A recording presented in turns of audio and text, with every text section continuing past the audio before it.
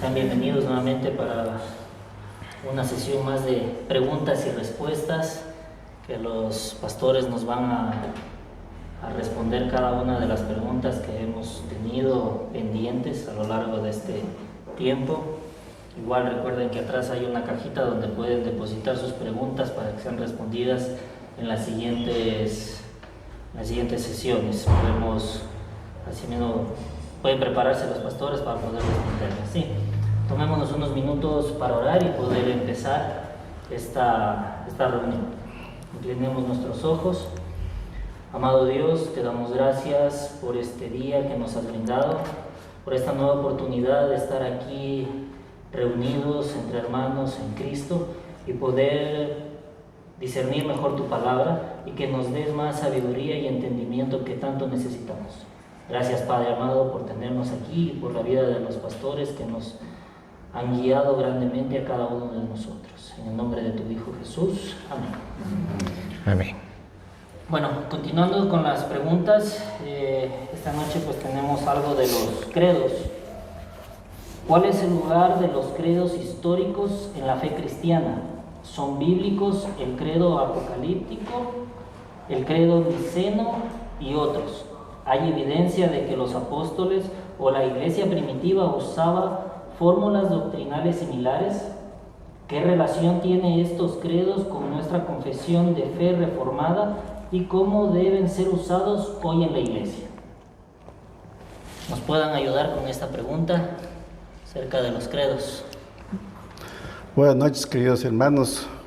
Bueno, la primera pregunta dice, ¿cuál es el lugar de los credos históricos en la fe cristiana? Bueno, hay algunos credos históricos, no sé si ustedes conocen. Yo, por ejemplo, el que conozco es el credo de catolicismo, que creo que la gran mayoría hemos aprendido. Pero para mí, digamos, esto es un poco nuevo porque hoy me doy cuenta que hay otros credos. Y a lo largo de la historia han ido habiendo más credos. Entonces, como el credo apostólico, el credo niceno, el credo de Calcedonia, el credo de Atanasio, pero en realidad, ¿qué es un credo? Un credo es un resumen de una enseñanza bíblica. No tienen autoridad, como la tiene la palabra de Dios, pero sin embargo son muy importantes para nuestra fe. Entonces, eso quiero que tengan bien claro, ¿sí? Como digo, hay algunos credos. Ahora, ¿para qué sirven estos credos? Bueno, son útiles para confesar públicamente nuestra fe. Porque si ustedes se dan cuenta, cuando nosotros aprendimos el credo, prácticamente estábamos confesando en qué es lo que creemos. Y obviamente nosotros creemos en algunas cosas, lo que dice la Biblia. ¿Para qué más sirven también los credos? Sirven para combatir errores y herejías. Ustedes conocen que hay muchas otras religiones, otras sectas, otras denominaciones que creen otras cosas que no son bíblicas, son más bien antibíblicas. Entonces los credos nos sirven para afirmar la fe de cada uno de los cristianos. También ayudan a unir a los cristianos en las verdades esenciales, ¿sí? Entonces sirven para enseñar los fundamentos de la fe a los nuevos cristianos, también nos sirven mucho. Para eso es importante los credos. El credo apostólico, también pide ¿qué es el credo apostólico? Bueno, el credo apostólico resume doctrinas como la creación, la encarnación, la crucifixión, la resurrección, la ascensión, el juicio final y el perdón de pecados y la vida eterna. Todo esto resume el credo apostólico. Por eso es muy importante que nosotros conozcamos qué es lo que dice el credo apostólico.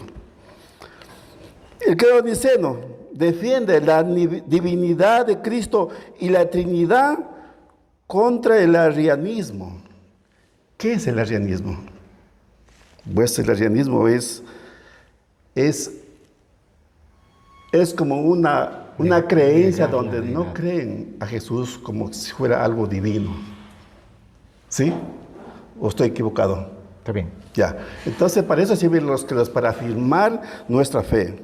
El credo de Calcedonia aclara la doctrina de dos naturalezas de Cristo: la verdadera humanidad y la verdadera divinidad en una persona, obviamente Jesucristo. Todo esto tiene respaldo bíblico, obviamente, por cuestión de tiempo no podemos leer todos los versículos bíblicos. En resumen, su contenido es bíblico, aunque su redacción es posterior a la Escritura. Eso quiero que tengan bien claro. Eso, hermanos. Bueno, aclaro que no todos los credos son bíblicos, porque por ejemplo tenemos el credo católico que es post-tridentino. ¿Qué quiere decir? Que ya viene luego del concilio exactamente, y que ya trae cosas que no son bíblicas, como por ejemplo la veneración a María, la autoridad papal o la transubstanciación, que son cosas que no son bíblicas, ¿no? En realidad, los primeros credos que son generalmente conocidos por todos, el credo niceno o constantino, que muchos dicen, no, pero es que ese es el católico, porque Constantino era católico. En el tiempo de Constantino todavía no había ni siquiera iglesia católica, entonces no puede ser católico. De que Constantino hizo muchas cosas que muestran que no era un creyente cristiano, pero que aún los demonios le sirven a Dios. Y Constantino pudo ser usado por Dios para tener este concilio en el cual aparece este credo, que como lo dijo el pastor Ángel, va en contra esta doctrina que se predicaba de la no deidad de Jesucristo. Entonces aparece el credo niceno, que es un fundamento doctrinal de la ley y que sí hay vestigios en las Escrituras que hablan acerca de los credos. No estoy diciendo que netamente están ahí, pero claro, tienen doctrina 100% bíblica, pero hay palabras que utilizan. Por ejemplo, si ustedes me acompañan en 1 Corintios 15, versículos 3 al 5,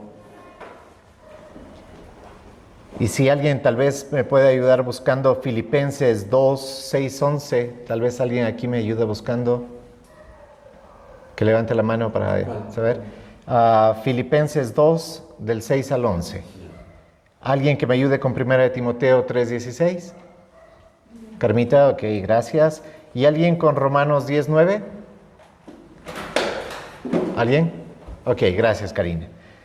Si ya tienen 1 Corintios 15, 3 al 5, dice: les he comunicado el mensaje que recibí, del cual les he dicho lo más importante, que Cristo murió por nuestros pecados, tal como dicen las Escrituras, que fue enterrado y al tercer día resucitó, como dicen las Escrituras, y que se apareció a Pedro. Bueno, esas partecitas, sí se dan cuenta de que como que ya las conocemos, las he escuchado en el credo, ¿no?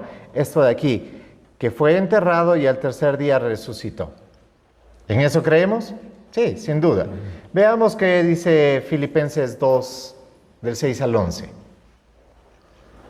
El cual, siendo en forma de Dios, no estimó ser igual a Dios como cosa a que aferrarse, sino que se despojó a sí mismo, tomando forma de siervo, hecho semejante a los hombres. Y estando en la condición de hombre, se humilló a sí mismo, haciéndose obediente hasta la muerte y muerte de cruz. Por lo cual Dios también le exaltó hasta lo sumo, y le dio un nombre que es sobre todo nombre, para que en el nombre de Jesús se doble toda rodilla de los que están en los cielos y en la tierra y debajo de la tierra, y toda lengua confiese que Jesucristo es el Señor, para gloria de Dios Padre. Amén. ¿Creemos en eso? Ya. Bueno, el credo niceno lo dice, ¿no? Veamos la siguiente porción, Carmita. Primero dijo de Timoteo 3:16.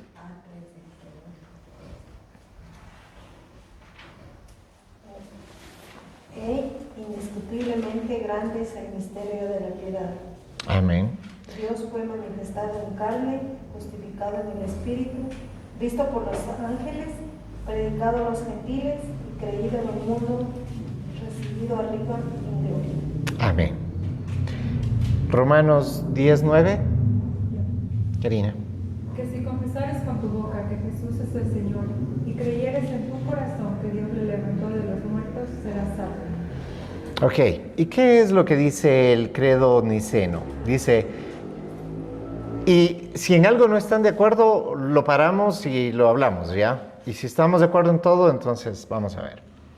Creo en un solo Dios, el Padre Todopoderoso, Creador del cielo y de la tierra, de todas las cosas visibles e invisibles.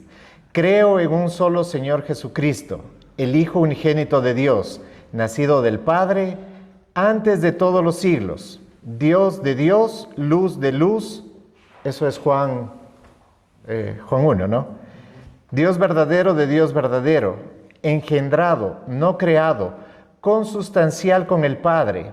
Por medio de Él fueron creadas todas las cosas, por nosotros los hombres y por nuestra salvación bajo del cielo. Y por la obra del Espíritu Santo se encarnó de María la Virgen, y se hizo hombre. Por nuestra causa fue crucificado bajo el poder de Poncio Pilato. Padeció la muerte y fue sepultado, y resucitó al tercer día, de acuerdo con las Escrituras. Subió al cielo y está sentado a la derecha del Padre. Él vendrá otra vez en gloria para juzgar a los vivos y a los muertos, y su reino no tendrá fin. Creo en el Espíritu Santo, Señor y dador de vida, que procede del Padre y del Hijo, que con el Padre y el Hijo reciben la misma adoración y gloria. Quien habló por los profetas, creo en la Iglesia, que es una, santa, católica y apostólica. Confieso que hay un solo bautismo para el perdón de los pecados y espero con ansia la resurrección de los muertos y la vida del mundo venidero. Amén. Cuando está hablando de todo esto, esto es en lo que creemos. Y yo sé que algunos pueden decir, pero ya ve que si dice Iglesia Católica, la palabra católica quiere decir universal, ¿sí? Entonces no estamos hablando de la Iglesia romana, ¿sí? Porque ellos son Iglesia Católica, Apostólica, Romana. Entonces ahí hay una clara diferencia, ¿sí? Ellos están basados en sus creencias romanistas. Pero la Iglesia del Señor Jesucristo es universal, ¿sí o no? Y si es universal, podemos utilizar una palabra que no le pertenece a los romanos, sino que le pertenece a la lengua española, que es católico. Sí, yo soy católico, ustedes son católicos, si creemos que la Iglesia de Cristo es universal. ¿Sí te das cuenta? Nuevamente, el pastor Carlos ya lo he dicho en ocasiones anteriores, no nos dejemos robar las palabras, no dejemos que haya palabras que son exclusivas No, no es así, son palabras españolas que deben ser usadas correctamente. Por eso hablar de la iglesia romanista, hay que hablarlo de esa manera, es iglesia romanista, no es, es católica porque ellos dicen que estamos en todo el mundo, pero no están en todo el mundo, ¿sí? Entonces no es así, no nos dejemos quitar. Es apostólica, claro, porque creemos en la doctrina de los apóstoles. Por eso es apostólica, no porque tenemos apóstoles, ¿sí? Eso tenemos que tenerlo claro, ¿ya? Porque creemos en la doctrina de los apóstoles, no porque hay apóstoles en las iglesias, ¿ya? Eso creo que es lo que a veces suele poner un poco más de conflicto. Entonces, el credo niceno, si bien es cierto, no está en la Escritura, pero en 4 versículos o 4 porciones bíblicas que hemos leído, vemos que sí está fundamentado. Y todo lo que está exponiéndolo aquí, lo hemos leído en alguna parte en la Escritura. Entonces, esto es como un resumen rápido, como para decir, esto es lo que yo creo. Y eso es doctrina fundamental. Nada de lo que está puesto en el credo ya es secundario en el credo niceno. En los demás credos que nombró el pastor Ángel, sí hay cosas que definitivamente o no son bíblicas o ya están crecidas, como por ejemplo el credo de los apóstoles.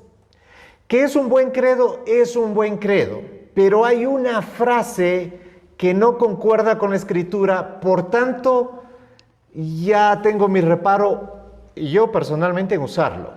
Porque si estoy hablando, todo esto es doctrina primaria y hay algo que no dice la Escritura, entonces sí tengo un problema. ¿Ya? Veamos lo que dice el Credo de los Apóstoles, a ver si ustedes identifican qué parte no está en las Escrituras. Pónganle atención. Yo creo en Dios, el Padre Todopoderoso, Creador del cielo y de la tierra, y en Jesucristo su único Hijo, nuestro Señor, quien fue concebido por el Espíritu Santo, nació de la Virgen María, padeció bajo el poder de Poncio Pilato, fue crucificado, muerto y resucitado, descendió a los infiernos, al tercer día resucitó de entre los muertos, ascendió al cielo y está sentado a la diestra de Dios Padre Todopoderoso.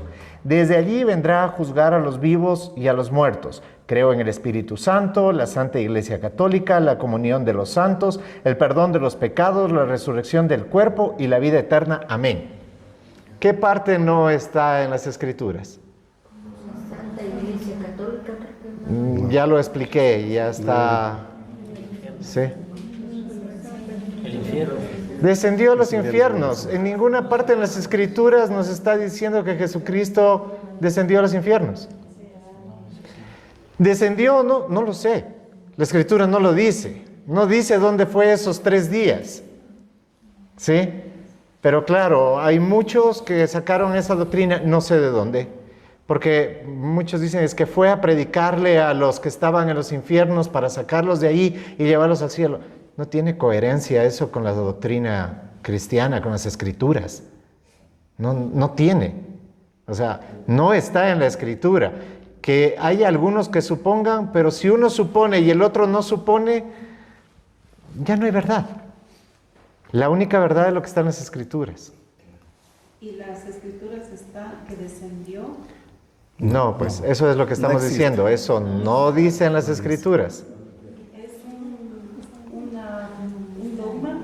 Eso es un agregado de aquellos que tal vez quisieron aclararlo, porque recordemos que esto es hecho por hombres en los diversos concilios que han habido. Y no todos los concilios son malos. Recordemos que el primer concilio está en las Escrituras, en el libro de Hechos, cuando se reúnen a ver cuál era la exigencia que se iba a poner a los no judíos, o sea, a los griegos. Entonces se acuerda que no se beba sangre, que no se coma carne de ahogado y que no es necesaria la circuncisión. Eso se acuerda en el primer concilio, donde están presentes los apóstoles. Luego hay concilios en los que participó la Iglesia Universal, la Iglesia Católica. Usemos la palabra para dejar de asustarnos cuando oímos la palabra católico. Participó la Iglesia Católica, o sea, participó la Iglesia Universal. Todas aquellas iglesias que habían sido predicadas por los apóstoles y otras que nacieron en los siglos posteriores, participaron de diversos concilios. Hasta aproximadamente el fines del siglo III, siglo IV, donde ya comienzan a haber sigmas, movimientos que comienzan a dividir la iglesia y comienzan a aparecer grupos. Y sí, uno de los grupos más antiguos es el romanista. Sí, es de los más antiguos que hay. No vamos a asustarnos ni decir no. Y es más, nosotros durante varios tiempo pertenecimos a esa línea. Sí, a esa línea. Pero luego comenzaron a aparecer muchas cosas que ya no estaban en las Escrituras. Y entonces, sí, esa es una de las causas principales del protestantismo. Entonces, eso muestra que hay una separación. ¿Y de dónde nos separamos? Nos separamos de una iglesia que perdió su horizonte, ¿ya? Que dejó de ser bíblica para convertirse en algo cómodo, para tener a un papa, para tener a una virgen que no vio muerte. Eso no dice la Escritura, y sabemos que todo aquel que vive muere, menos aquel que resucitó para vivir para siempre y que ha llamado a sus hijos para vivir, para morir y vivir de igual manera, incluida la Virgen María, incluida ella. ¿Sí? Que debió haber muerto, y estoy más que 100% seguro que creía en su Hijo Jesucristo, en su Hijo en la carne, y que por eso ella es salva, como fueron los apóstoles y como somos cualquiera de nosotros, por fe, por haber creído. No porque es una mujer especial o que tuvo algo especial. Tuvo algo especial para ser escogida por Dios para traer a su hijo, sin duda. Es una mujer digna de ejemplo, pero en la primera oportunidad, ella misma desvirtúa la vista de ella y dice, haced todo lo que mi hijo os mande. O sea, es una mujer que se sujeta, no es lo que generalmente ya ha ido saliendo con el tiempo es que yo creo que cuando uno quiere conseguir algo, ¿a quién va? A la mamita. Está bien, está chévere, pero eso es otra cosa. No estamos hablando de la deidad. Sí, no estamos hablando de Jesucristo. Jesucristo no vino a hacer para que la mamita lo convenza o cosas. Él vino a hacer la voluntad de su Padre. Entonces, esas cosas tenemos que tener en consideración. Entonces, los credos que han partido posteriormente, sí, como decía el pastor Ángel, tienen algunas bases bíblicas, pero ya no son bíblicos. ¿Ya? Fíjense que el apostólico, hay una contradicción, y yo por eso ya no lo uso. Generalmente la mayoría de iglesias cristianas protestantes usan los dos, el apostólico y el niceno. Pero yo prefiero utilizar solamente el niceno, que no tiene ningún viso de contradicción. Porque si yo tengo que explicar algo, entonces ya no es 100% la doctrina de la Biblia, ¿no? Entonces, eso tenemos que tener en consideración. ¿Por qué es importante los credos? Porque simplifican nuestra explicación de lo que creemos. Y sería muy importante, yo creo que cosas que nos hemos dejado arrebatar del romanismo es el credo. Porque cuando salimos de la iglesia romana ya no queremos saber nada de ellos, porque qué terribles ellos están. A ver, hay cosas que están bien, no estoy diciendo que ellos tengan razón. Yo creo que lastimosamente, mientras no sea Cristo el centro de su vida, y sigan pensando que la mamita virgen es... No, o sea, está mal. Y ya no es ni siquiera la madre de Jesucristo, ahora es la madre de Dios. O sea, ya es la abuelita de Jesucristo. O sea, ya no tiene sentido, ¿ya? Entonces, y no solamente es eso, es la administración papal, todas esas cosas ya salieron totalmente. Además que ellos creen que la salvación sí es por gracia, pero también por obras. Entonces, está yendo en contra de la doctrina fundamental. Por tanto, yo no puedo llamar a un romanista mi hermano, porque no somos hermanos. ¿Ya? Eso tenemos que tener bastante claro. Entonces, que ellos utilicen los credos o estos mismos credos no quiere decir que estamos igual. Porque una cosa es, utilizo este credo, pero yo también creo en otras cosas. Por ejemplo, que aparte de la Biblia también puede haber los catecismos. A ver, todo libro extra está bien, no estoy diciendo que está mal, siempre y cuando se ajusten a las escrituras. Ese libro te lleva a la escritura, no trata de dar un sentido diferente o más amplio o una nueva revelación a las escrituras, ¿ya? Entonces, claro, hay muy buenos libros cristianos que los puedes leer en total libertad, que te van a ayudar muchísimo, siempre y cuando te lleven a las escrituras. Pero los catecismos lo que hacen es darte una nueva creencia, un nuevo dogma. El Papa que murió hace poco tiempo, en uno de sus catecismos utiliza una frase que hoy es utilizada por el movimiento woke: amor es amor. Y él dice, ¿quién soy yo para juzgar a los homosexuales? Sí, sin duda, él no es nadie para juzgar a los homosexuales. Pero la palabra de Dios sí juzga a los homosexuales, así como juzga al ladrón y al mentiroso.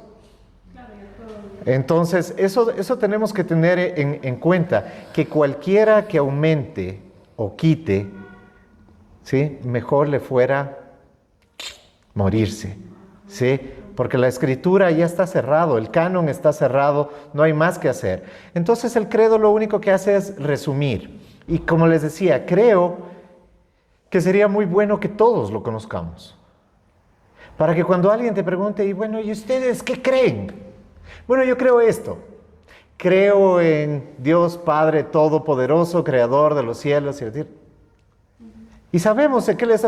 No, es que yo no creo en las imágenes. ¿Eso es el fundamento de tu fe? O sea, eso es lo primero que le queremos enseñar a un romanista. No, es que las imágenes están mal. Toda imagen tienes que sacarla.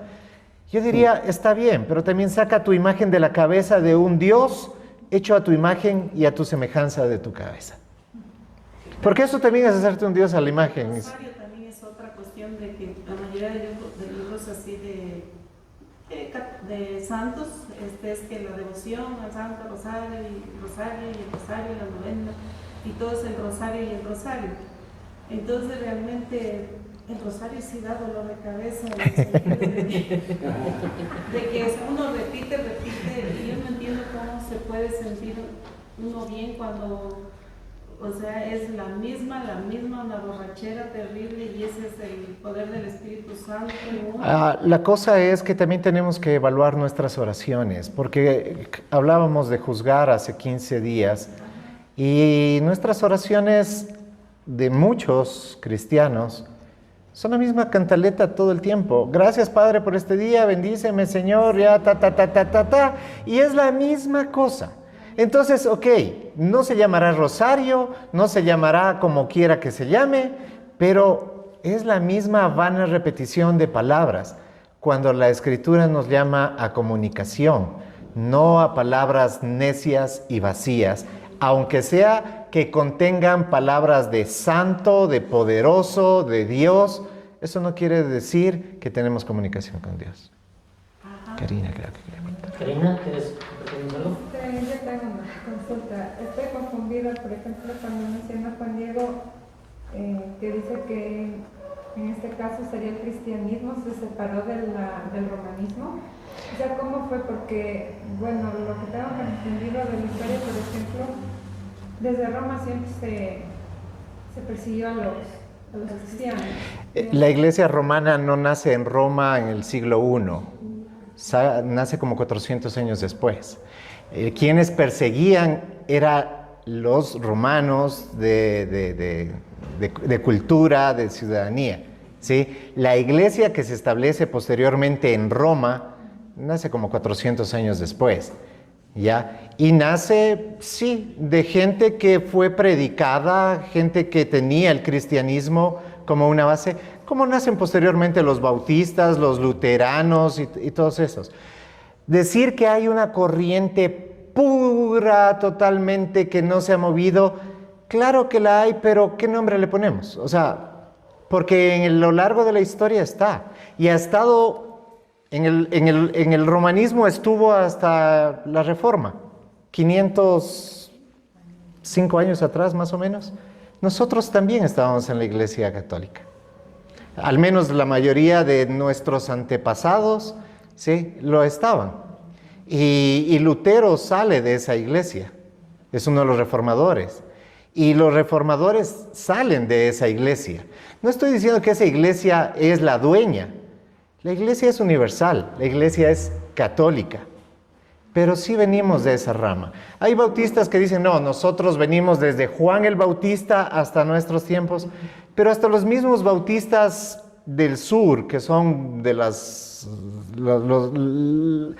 más grandes, o el grupo más grande de bautistas que hay, reconocen que no es así. O sea, que la iglesia bautista apareció después de la Reforma, ¿sí? Es historia de la iglesia, pero no estoy diciendo que alguna vez nosotros también... Bueno, ¿usted alguna vez fue católica? Ya ve, entonces sí tenemos una raíz en el catolicismo, que gracias a Dios hemos salido, como hemos salido de iglesias que dice cristiana y que tampoco eran cristianas, ¿sí? Por eso llamarnos hoy por hoy, podría ser una buena pregunta para una próxima, hablar un poco sobre la historia.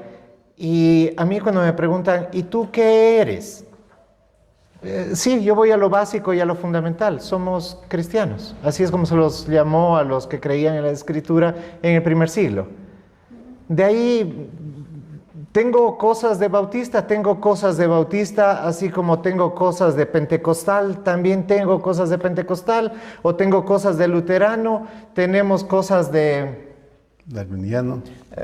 Bueno, de arminiano no, de Calvino sí. Ya, calvinismo. Sí, no solo la pelada, sino la creencia fundamental, las Creo yo cinco. que una respuesta un poco más correcta sería: soy seguidor de Cristo.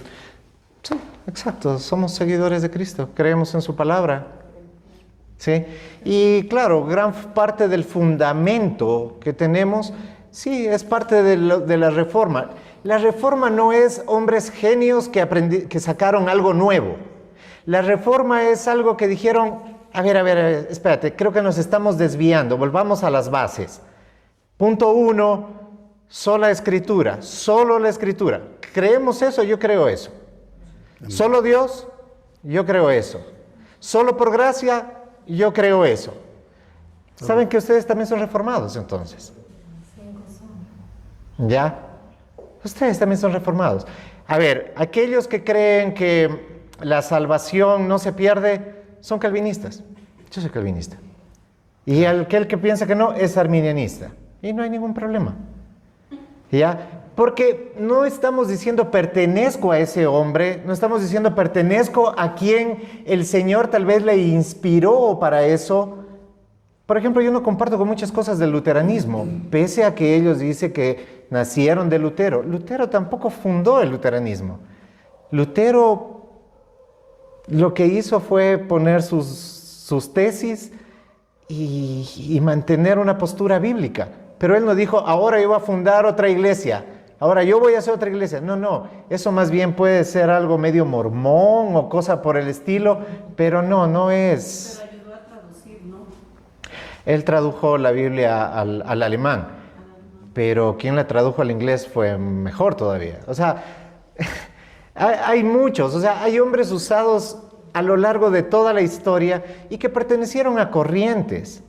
Lo que nosotros debemos ver es que esas corrientes sean bíblicas y lo que no sea bíblico, punto. Pero no estamos defendiendo, yo no defiendo a Calvino, porque Calvino, aparte de sus 5 puntos, hay muchas cosas con Calvino que no concuerdo.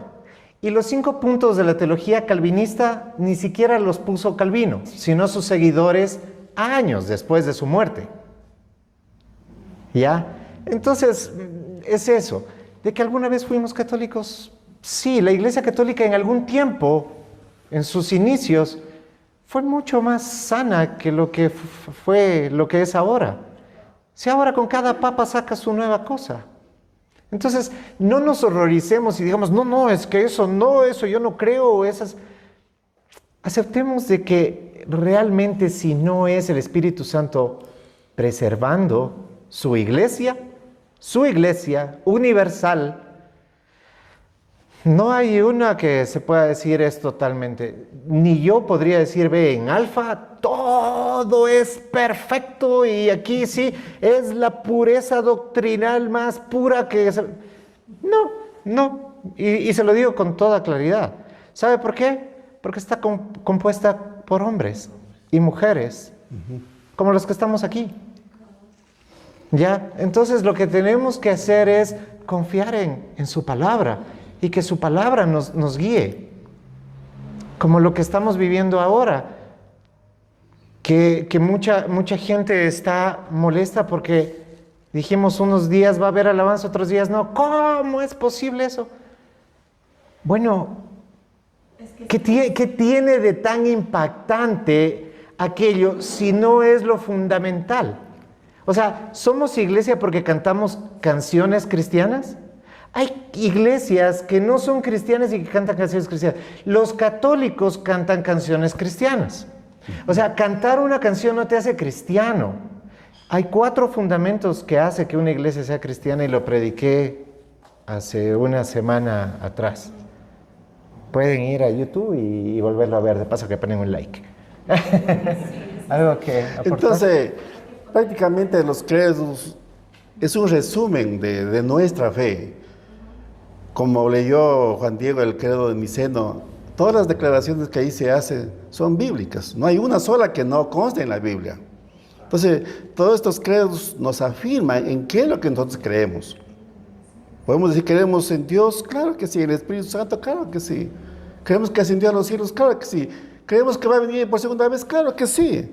Todas esas son verdades, verdades únicas, verdades esenciales, fundamentales. Por eso es muy importante que conozcamos los credos, porque nos afirman completamente. Obviamente, como ya lo explicó Juan Diego, hay otros credos que en su totalidad no son bíblicos, como por ejemplo el credo católico. Creo que es el que por ahí se dispara en otras cosas, ¿no? Pero nosotros, gracias a Dios, creo que tenemos bien claro nuestra fe y estamos, digamos, en lo que realmente es nuestra fe, es en el credo niceno. ¿Alguien más que tenga alguna otra duda al respecto de los credos? Creo que no. ¿Continuamos o algo más que tengan que...? No, creo que sí está claro. Entonces, continuemos con la segunda pregunta. ¿Qué enseña la Escritura acerca del alma? ¿Qué es el alma humana y cómo debe ser alimentada espiritualmente según la cosmovisión bíblica y reformada?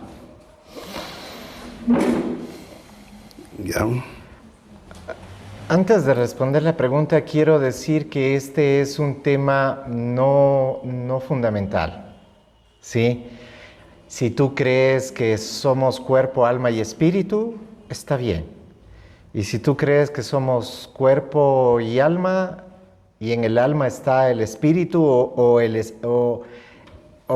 el espíritu está el alma, también está bien. No es algo crucial, no es algo elemental, porque la Escritura mismo en 1 de Tesalonicenses 5:23 y Hebreos 4:12 muestra que es trinitaria, ¿no? Sí. ¿Ya? No sé si tal vez quieres explicar eso. Sí. A ver, la primera pregunta fue, ¿qué enseña la Escritura acerca del alma? Exacto. ¿Qué enseña la Escritura acerca del alma? Bueno, aquí realmente son dos posiciones que existen, porque muchos creen que somos seres compuestos por cuerpo y alma, otros dicen que somos cuerpo, alma y espíritu. Pero en realidad, ya uno analizando bien las Escrituras, podemos entender que el alma, una parte del alma es el espíritu, ¿ya? Es decir, que si alguien dice, bueno, si alguien dice, yo creo que somos espíritu, no hay problema, no es esencial eso. No es que por eso ya no vamos a dejar de llevarnos bien. Porque en el Antiguo Testamento no se habla de que somos seres espirituales. Obviamente en el Nuevo Testamento sí habla, como por ejemplo, como ya citó la Escritura con Tesalonicenses. Primera de Tesalonicenses 5:23. Leamos, por favor, ¿ya? ¿Por qué hacen preguntas tan complejas?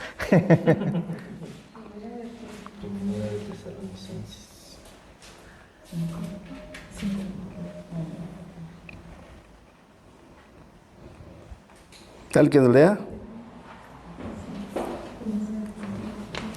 5:23. Ya, léela. Primera de Tesalonicenses. Y el mismo Dios de paz os santifique por completo y todo vuestro ser, espíritu, alma y cuerpo, sean guardados irreprensibles para la venida de nuestro Señor Jesucristo. Ya. Pensemos en esto.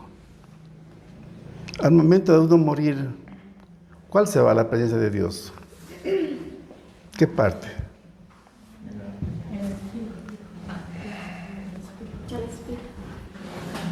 El alma. ¿Y el alma dónde queda? ¿Y el alma dónde queda? Y si se va el alma, ¿dónde queda el espíritu? ¿Ya? Entonces, más o menos se entiende que alma y espíritu es una especie como sinónimos. ¿Ya? Pero, porque realmente lo que Dios juzga, ¿qué es? El alma. El alma, no es el espíritu. Entonces, obviamente hay opiniones distintas de muchos estudiosos, teólogos que conocen muchas escrituras, pero en realidad la Biblia no enseña claramente sobre estos puntos. Pero nosotros, yo por ejemplo, Antes sí creía que nosotros éramos compuestos de cuerpo, alma y espíritu, pero ahora ya analizando las escrituras más, me quedo en que soy cuerpo y alma. O sea, yo obviamente respetando sus opiniones, pero el hecho es que realmente nosotros somos seres tripartitos, ¿ya? Seres tripartitos, porque somos cuerpo, alma, pero el espíritu es lo que nos conecta con Dios. ¿Ya? Necesito la explicación. A ver, yo hasta que realizaron esta pregunta, siendo muy honesto, yo siempre estuve con la posición de tripartición, cuerpo, alma y espíritu, ¿sí? Lo acabamos de leer en 1 Tesalonicenses 5:23 y Hebreos 4:12, nos hablan claramente de las tres, ¿ya? Pero cuando analizamos la Escritura un poco más profundamente, y por ejemplo, como a Calvino le hicieron esta pregunta, y él la respondió de la siguiente manera: alma y espíritu son a menudo sinónimos en la Escritura, y no debemos forzar una división ontológica donde la Biblia no lo hace. ¿A qué se refiere? A ver, contestando a lo que preguntaba el pastor Ángel, porque eso nos preguntamos nosotros, ¿no? A ver, cuando una persona muere, ¿qué va a la presencia de Dios? ¿El espíritu o el alma? ¿Y acaso no somos espíritu hecho a imagen de Dios? Entonces, ¿dónde queda el espíritu? ¿El espíritu muere? No, si el espíritu dice que cuando Jesucristo viene a ser parte de nuestra vida, nacemos de nuevo. ¿En qué parte nacemos? Espiritualmente. ¿Sí te das cuenta? En el alma. Entonces, el alma ya estaba viviendo. ¿Por qué? Porque el alma, ontológicamente, ¿sí?, es donde se asientan los pensamientos y las emociones. Ese somos nosotros. Y pensamos y tenemos emociones antes de conocer al Señor. Claro, por eso hasta llegamos tan lastimados, ¿verdad? Entonces, almáticamente estamos viviendo. Y inclusive el apóstol Pablo en sus cartas enseña de esa transformación continua de nuestra alma hasta cuando el Señor nos llama a su presencia. Entonces nos damos cuenta de que espíritu y alma se van a presentar delante del Señor. Pero no podemos dividir algo que la Escritura no lo divide, a no ser en dos porciones que lo divide en el sentido de comprensión de qué hace el uno y qué hace el otro, ¿ya? La parte espiritual, como dijo el pastor Ángel, nos conecta a Dios. Y el alma nos conecta a nosotros mismos y a otras personas. Y esas dos no pueden estar separadas, porque una vez que estamos en Cristo, nuestra relación con nuestro propio ser y la relación con los demás está basada ¿en qué? En nuestra relación con Dios. Por tanto, no puedo separar. Pero la Escritura lo deja más claro. Génesis 2:7, Dios está formando al hombre del polvo, cuerpo, y sopla aliento de vida. Fue un alma viviente, dice la Escritura, después de que sopló, ¿sí? Génesis 2:7, si quieres anotarlo y quieres leerlo, chévere. En Mateo 10:28, Jesús hace una distinción entre cuerpo y alma. No habla de espíritu, pese a que el espíritu se sobreentiende que está ahí. Porque no podemos hablar de alma y cuerpo y dejar al espíritu de lado si la misma Escritura dice que somos seres espirituales. Ustedes que son espirituales, inclusive dice una parte en la Escritura, ustedes que son espirituales corrijan a los otros. Entonces, está hablando de espíritu, sí, pero a menudo, y concuerdo con Calvino, está utilizando estas dos palabras como sinónimas. Y cuando necesita cierta especificidad, entonces ha usado espíritu, alma y cuerpo. Pero es mi apreciación. Nada más. En Mateo 10:28 dice claramente, porque dice, y no temáis a los que matan el cuerpo, mas el alma no pueden matar. Temed más bien a aquel que puede destruir el alma y el cuerpo en el infierno. No está hablando ahí del espíritu. Fíjate, no habla. Entonces, ¿que el espíritu ya no está? No, si el espíritu es es lo que nos hace semejantes a Dios. Pero no dice que fuimos alma viviente. Entonces ahí estamos viendo de que sí los utiliza como sinónimos. Espíritu y alma es lo mismo. ¿Ya? Eso, al haber leído las Escrituras, es a lo que hemos llegado. Y qué pena que el pastor Carlos no pudo estar aquí, porque él todavía mantenía su posición de tripartito. Y eso hace que entonces, ya te fuiste de la iglesia o nos vamos de la iglesia. No, eso quiere decir que, bueno, hay una multiforme gracia de Dios y que no es fundamental para nuestra salvación. Si Él cree que, bueno, es por separado, está bien. No hay ningún problema. ¿Para la salvación afecta eso en algo? No. Finalmente, ¿quién es el que te salvó? Jesucristo. Y salvó que tu alma o tu espíritu o tu cuerpo. Lo salvó todo, porque inclusive hasta nos va a dar un cuerpo nuevo. Entonces lo salvó todo mi ser, no salvó una parte de mi ser. Todo mi ser estaba corrompido y todo mi ser necesitaba ser salvado por el Salvador. Entonces, si yo creo que es tripartito o bipartito, ¿hay algún problema? No lo creo. Es secundario y no hay problema.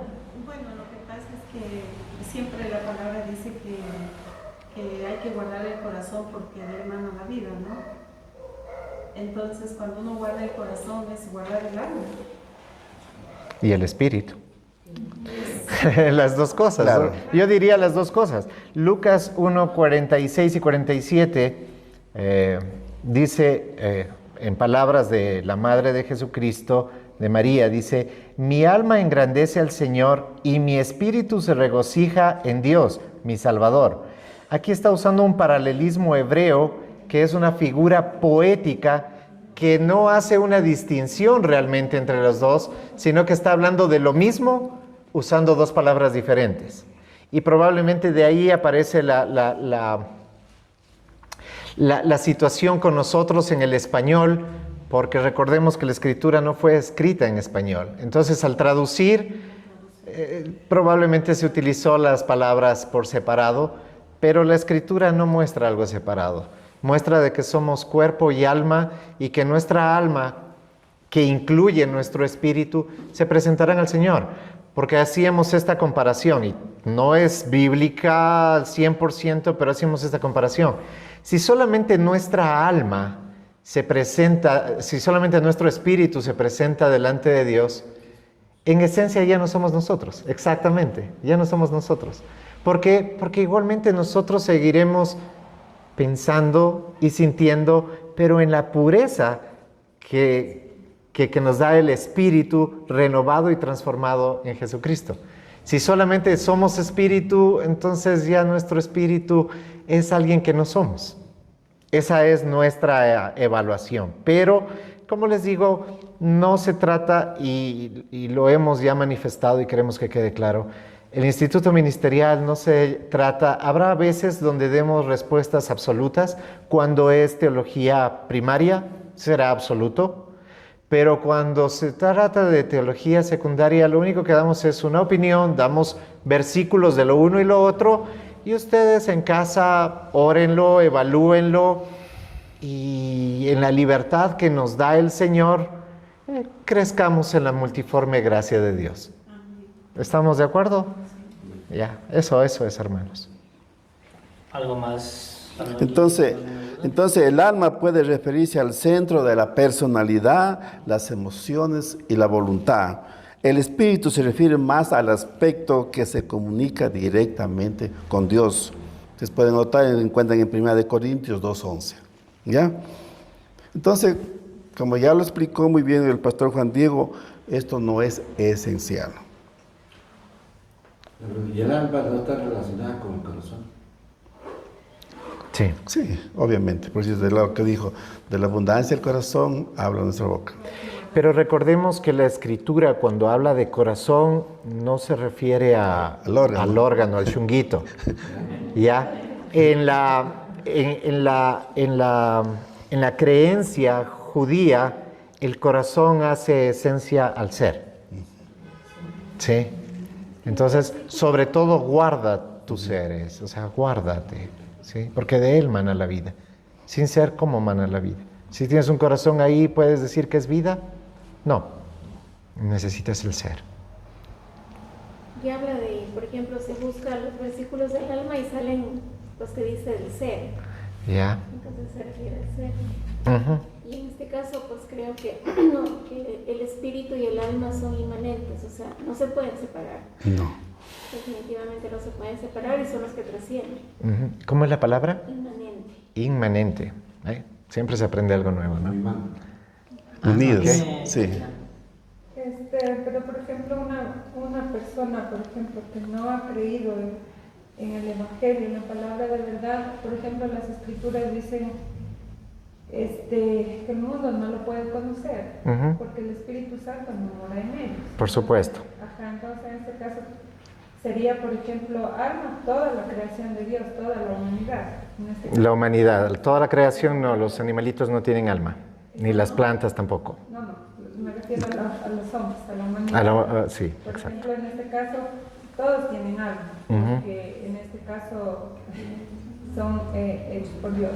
Pero, por ejemplo, el espíritu no estaría, porque la palabra dice que ellos no tienen el Espíritu Santo y por eso no pueden entender, no pueden comprender, por eso están cegados. Cuando nosotros dice que hemos creído en la palabra de verdad, Él nos ha sellado con su Espíritu Santo y por eso nosotros venimos o tenemos la convicción. Por eso dice que el Espíritu Santo nos convence de justicia, de juicio y de pecado. Ahí hay una confusión, Karina. Cuando hablamos de espíritu y alma, estamos hablando del espíritu humano, no estamos hablando del Espíritu Santo con E mayúscula. ¿Ya? Y el espíritu humano podría concordar que solamente aquel que ha nacido de nuevo tiene el espíritu humano y el espíritu de Dios. El espíritu con E minúscula y el espíritu con E mayúscula. ¿Sí? El ser humano común no podríamos decir que no tiene alma, porque sí la tiene. Piensa, aunque pueda pensar lo que pueda pensar, piensa. Y tiene cuerpo. Y ambos, dice, serán destruidos en el Seol. Entonces sí muestra de que ahí está. Pero cuando nosotros nacemos de nuevo, justamente nacemos, pero eso nace y está entrelazado con el alma, ¿no? O sea, no es que el uno y el otro, sino que se entrelazan. Por eso justamente se espera que cuando una persona ha nacido de nuevo, sea transformado en su alma. Porque su alma no es transformada por nada más voluntad. ¿Ya? Porque por voluntad podemos hacer ciertas cosas buenas, pero lo que no podemos ser es ser transformados a la imagen del varón perfecto en Cristo Jesús. Que eso solamente lo permite aquel que ha nacido de nuevo y que su alma ha sido entrelazada con su nuevo espíritu. El espíritu que Dios le ha dado y que es diferente al Espíritu Santo. Porque son dos cosas diferentes. Espíritu con E minúscula, que lo encontramos en las Escrituras largamente, y espíritu con E mayúscula, que lo encontramos también largamente en todas las Escrituras. Son dos cosas diferentes. Creo que hay un versículo que dice que Dios nos dio un espíritu, no nos dio un espíritu de cobardía, sino de poder, amor y dominio propio. Y ahí está hablando del espíritu con E minúscula. Exactamente. Sí, entonces no vayan a pensar que es el Espíritu Santo. Tendrán en cuenta eso cuando leen. Eso es muy importante Sí. al leer las Escrituras. Sí. Dice, un espíritu está con E minúscula. Tal vez, ¿no? ¿Alguien más que tenga alguna otra duda? Bueno, continuando con la misma pregunta, la siguiente parte que dice, ¿qué es el alma humana y cómo debe ser alimentada espiritualmente según una cosmovisión bíblica y reformada? ¿Cómo debe ser alimentada el alma? Nuestra alma, nuestro espíritu. A través de la oración, de la palabra. O sea, el alma necesita ser alimentada. Obviamente lo más importante para que el alma sea alimentada permanentemente es a través de las Escrituras, a través de la oración, a través de la comunión con todos. Bueno, necesitamos, porque es parte de nuestro ser. Entonces no pensemos que el alma no necesita, no. Es parte de nuestro ser que Dios mismo nos dio. Necesita ser permanentemente alimentada. Tenemos que estar en relación con Dios. Necesitamos esa comunión, necesitamos esa relación. Y una manera de estar conectados con Él es a través de la oración, de la palabra, en fin, como tú quieras, de la obediencia, de la santidad, de la fidelidad. Porque dice pues que del corazón salen los malos pensamientos, los homicidios, todo, ¿no? Pues más o menos el alma es como la caja negra del avión, el carapacho, pero si queremos saber lo que pasó realmente es como la caja negra de un avión, ¿no? Ahí está todo. Claro, todo lo que... Ahí entra todo como un CPU, ¿no? ¿Qué estamos aprendiendo? ¿Qué estamos recibiendo? ¿Cosas buenas o cosas malas? De eso, de ese que guarda del corazón, como dice la Caterina, de eso a un momento va a salir a través de nuestra boca hacia afuera. Por eso es muy importante que tengamos bien claro, siempre tenemos que estar conectados con Dios. Justamente acotando lo que dice el pastor Ángel, cuando decimos como expresión muy común entre los cristianos, tengo hambre espiritual, ¿sí? Esa hambre espiritual es aplacada solamente con la palabra. Y la palabra lo que está alimentando es nuestra alma para que nuestra alma sea transformada. Entonces, el hambre espiritual está alimentando el espíritu y el alma. No puede alimentarlas por separado, ¿ya? Cuando están unidas. Cuando está separada o hay inexistencia de esta, si queremos separarlo, del espíritu, pues claro, yo puedo leer las escrituras y mi alma no es alimentada. Simplemente leo las escrituras. Ya he leído las escrituras 5 veces. ¿Tu vida ha sido transformada? No, entonces solamente has estado alimentando tu alma, pero tu alma no tiene, digamos, las enzimas para digerir la palabra de Dios, que solamente están presentes en el espíritu. Entonces, si se dan cuenta, están las dos tan unidas que tratar de diferenciar la una de la otra, a no ser, si queremos hacerlo lo más simple, lo uno son nuestros pensamientos y nuestros sentimientos y lo otro es nuestra relación con Dios. Pero ¿acaso cuando nos relacionamos con Dios también no nos estamos relacionando con nuestra forma de pensar y nuestra forma de sentir? Entonces, yo por eso digo hoy al entendimiento de esto, y como se los digo, hace 2 semanas que salió esta pregunta y la estuvimos evaluando en el consejo, yo dije, a la luz de haber revisado bien las escrituras, he cambiado mi posición. Si ustedes escuchan mis prédicas de hace 6 meses, espíritu, alma y cuerpo. Ahora, ¿están mal? No, no están mal. ¿Por qué? Porque igual no es fundamental y no debería causar una confusión mayor, creo yo. ¿Sí? No se trata de, pero es que una de las dos tiene que ser. No le busquemos quinta pata al gato donde la escritura no la pone. Creo. ¿Algo más? Una pregunta ahí mismo, pero va un poco redireccionada. Ya hablamos de esta relación unión alma-espíritu, pero poniendo en ejemplos, digamos, en ocasiones, la unión o cómo está unido el cuerpo y el alma. Porque en ocasiones, digamos, me dio la oportunidad de ver, por ejemplo, un predicador que habla de alimentar mucho el alma, pero tal vez tiene obesidad, ¿no? O en el peor de los casos que pude ver y presenciar, y fue algo muy, muy feo, una persona de que dejó morir su cuerpo, pero supuestamente estaba alimentando su alma y no recibió un tratamiento médico que lo hubiera ayudado al menos de manera correcta, a morir con dignidad. Entonces yo digo, ¿qué tanto tener un cuerpo malo también puede afectar a tu alma? Sabemos que si estás con hambre, no piensas bien. Si estás enfermo, no razonas ni sientes bien. Entonces esa parte también quiero saber, o sea, la unión cuerpo y alma. Bueno, nuestro cuerpo es templo de ¿quién? Obviamente tenemos que cuidar nuestro cuerpo. Si ustedes recuerdan en el Antiguo Testamento, los sacrificios que se hacía para la expiación de pecados, se cogía un cuerpo de un animal que era perfecto, que era sano. No se sacrificaba. Ahora, nuestro cuerpo, dice la palabra, se lo presenta como sacrificio. Sí. Lo que está diciendo que nuestro cuerpo también tiene que estar bien cuidado, porque somos portadores, ¿sí?, de la presencia de Dios, del Espíritu Santo. Entonces, de alguna forma, sí tiene que ver mucho nuestro cuerpo con nuestro hombre interior. Tenemos que cuidarlo. Y creo que la misma palabra dice, si no lo cuidamos, Él mismo lo va a destruir. Hay mucha relación. No es porque podemos comer todo, pues yo como hasta sin límites. No, tenemos que tener un dominio. Tenemos que de una forma tener ese control, ese equilibrio de mantener un cuerpo sano. Y para eso necesitamos obviamente de disciplina, de ejercicios y muchas cosas más.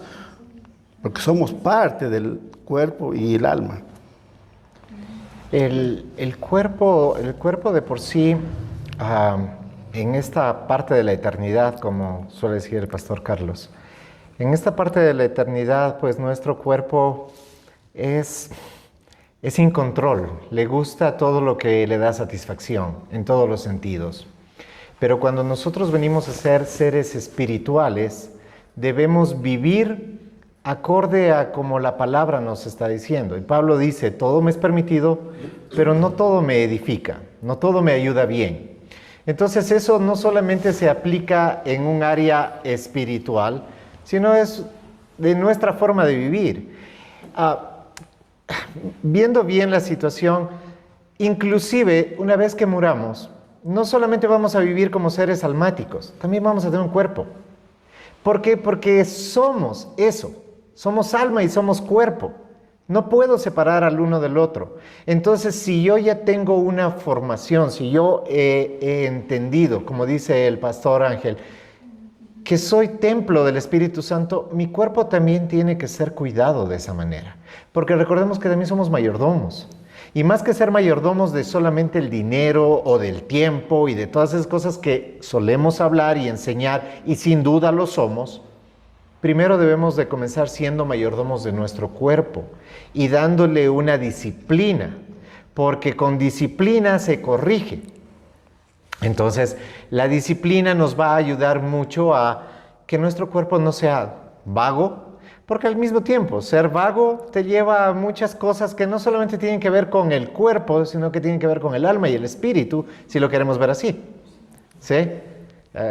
Si me quedo de vago sin hacer nada, pronto voy a estar comenzando a pensar cosas que no tengo que pensar, cosas que están erradas, que están equivocadas, y que si quiero verlo como tripartitamente, a futuro van a hacer daño a mi espíritu, porque van a provocar una separación. Entonces, no debe haber separación. Esta separación de lo uno y de lo otro no debería existir una vez que hay unidad en el espíritu, porque nos unimos a la congregación a través del espíritu con E mayúscula, pero también al tener al espíritu con E mayúscula en nosotros, debemos hacer que sea integral, que todo nuestro ser.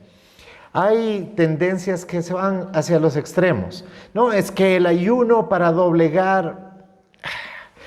El ayuno en el Antiguo Testamento era de una manera, con otro entendimiento, pero a partir del Nuevo Pacto el ayuno tiene otro propósito y otro entendimiento. ¿Sí? Entonces el ayuno no tiene que ver con, es que esa es una disciplina para que mi cuerpo...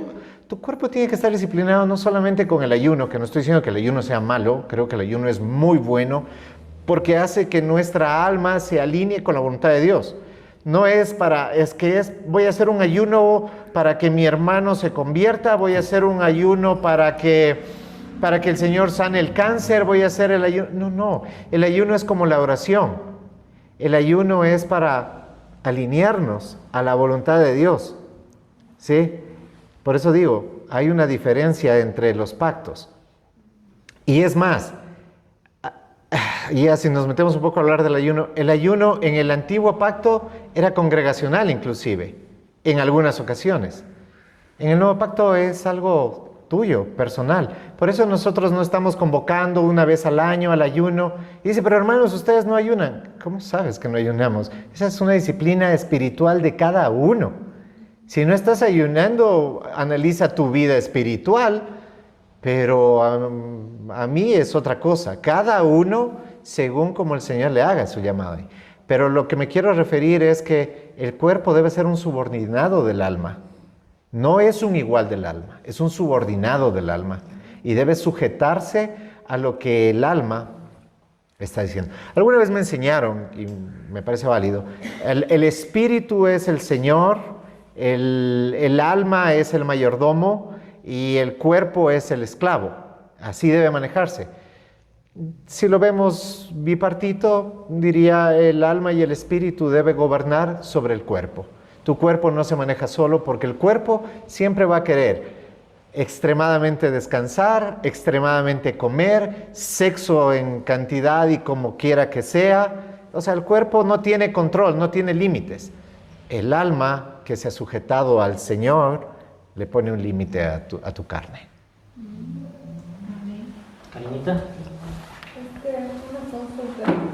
Por ejemplo, muchas veces sí hemos escuchado o hemos leído en la Biblia que dice corazón, justamente está mencionado Juan Diego que habla de todo el ser, no solamente del órgano en sí. Pero sería el alma y el espíritu, no sé si estaré mal, que ejercen directamente no en nuestro corazón sino en la mente. Porque por eso dice, o he leído una palabra que dice que debe cambiar nuestra forma de pensar, para que así cambie nuestra forma de vivir, y creo que incluye en todas las áreas de nuestra vida, porque incluso fisiológicamente todas las funciones salen desde nuestro cerebro, ¿ya? Entonces desde ahí se ejerce todo, si yo tengo frío, si tengo calor, si tengo rabia, si tengo ira, todas las emociones que se gestionan a través de nuestros neuronas. Entonces simplemente las manos, extremidades superiores, inferiores, simplemente son una respuesta a lo que dice mi cerebro. Esa es una respuesta fisiológica. Entonces, en este caso, sería, por ejemplo, que ejerce directamente en nuestra mente, porque de aquí sale todo. Nosotros lo pensamos y lo hacemos. Si mi mente dice hazlo, lo hago. Si mi mente dice no lo hagas, no lo hago. Entonces, en este caso, sería que a través de la palabra del Señor, cuando nosotros leemos, nos instruimos y nos alimentamos, ahí es donde viene a existir estos cambios en todas las áreas de nuestra vida. Yo lo veo así de esa manera porque he comprendido que no es aquí en el corazón, sino es prácticamente en nuestra mente, porque incluso cuando nosotros, por ejemplo, se dice que fisiológicamente la mayor cantidad de dopamina y serotonina, que son las hormonas de la felicidad, se producen incluso en nuestro colon, ahí se produce. ¿Ya? Entonces, si nosotros tenemos problemas digestivos, vamos a tener problemas de ansiedad, depresión, etc. Entonces, en este caso, lo que he comprendido no es en el corazón en sí, sino que simplemente todo se gestiona desde acá hacia cada una de las partes de nuestro cuerpo.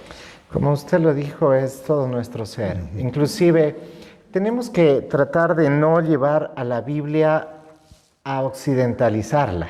O sea, a hacer de que todo tenga que ver con nosotros y que todo tenga que ver con lo literal que está diciendo. Inclusive, en el mundo judío, ni siquiera se pensaba que las emociones se generaban en el corazón, sino en las vísceras. ¿Ya? Ya, exactamente.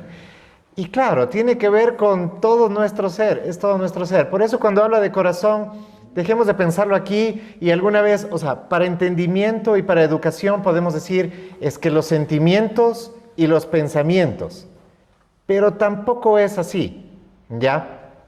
Fisiológicamente usted mismo lo dice, hasta hormonas se producen en otras partes del cuerpo que no son en el cerebro. Entonces lo que tenemos que ver es que es nuestro ser. Cuando dice, sobre toda cosa guardada, guarda tu corazón, está diciendo, guárdate a ti mismo, ¿sí? Y eso incluiría que si estás guardando tu corazón y estás guardando tus pensamientos, definitivamente vas a guardar tu cuerpo. Porque si no estás guardando tus pensamientos y estás guardando tus sentimientos, definitivamente no vas a guardar tu cuerpo. ¿Ya?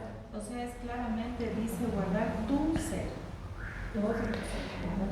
En un entendimiento racional sería así, ¿sí? Entonces, siempre recuerden, uno, la Biblia no fue escrita para los lojanos en el 2025.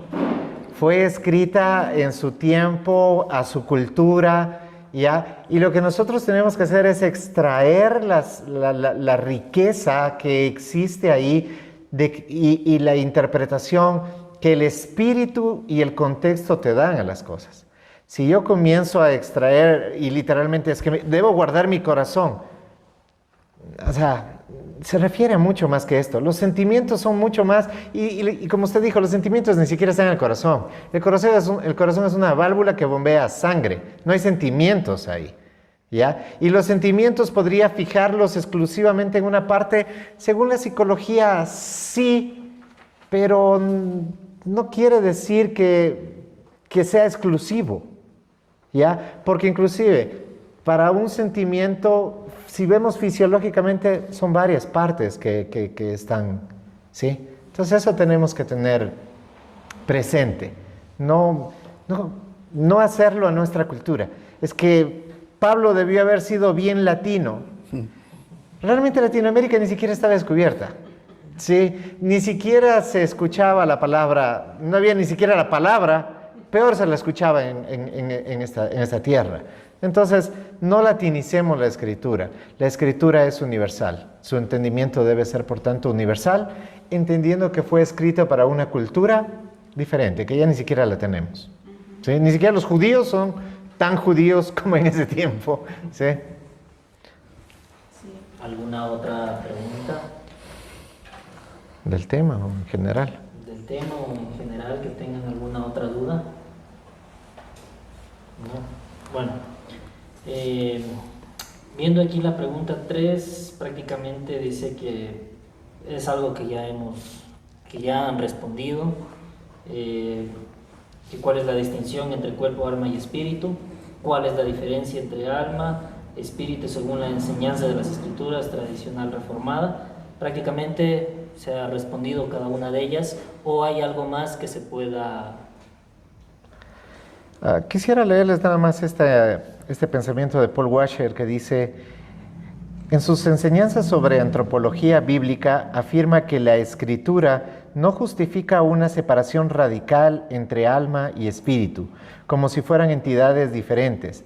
Más bien habla de la parte inmaterial del hombre de diversas formas para enfatizar distintas funciones. Me parece que eso aclara bastante, ¿no? ¿Alguien que tenga alguna otra duda respecto al tema o alguna pregunta adicional que quieran que sea respondida hoy día?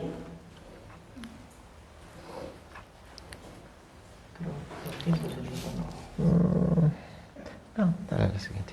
Yo puedo decir algo. Claro. Bueno, que es un poco medio chistoso, pero bueno.